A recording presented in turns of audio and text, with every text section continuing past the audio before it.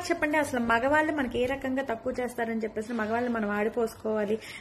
మనం అడ్జస్ట్ అయిన దాన్ని బట్టి ఏదైనా సరే ఉంటుందండి. ఒకటి వైఫ్ అండ్ హస్బెండ్ కలిసి ఏదైనా సరే అనుభవించాలి, బాధ అయినా కష్టమైన సుఖమైన ఏదైనా సరే.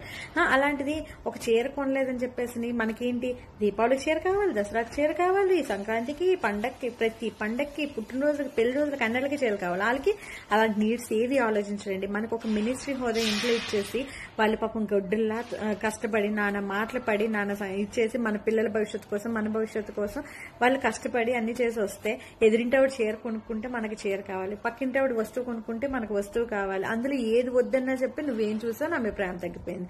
ఇదే మనం ఇచ్చే వాల్యూ ఏంటి మగాళ్ళకి? ఏదైనా సరే ఒకటి మనం కష్టం అర్థం చేసుకుని ఈరోజు అంటే రేపు వాళ్ళే మనకి తీసుకొచ్చి పెట్టే ఇది వస్తుంది. చాలా మంది ఇది అర్థం చేసుకోక గొడవలు ఇవన్నీ వచ్చి విడిపోయి డ్రింకింగ్లు ఇవన్నీ. ఇప్పుడు మన ఫ్రెండ్ సిచ్యువేషన్ అదేనండి. అవసరం ఇవి.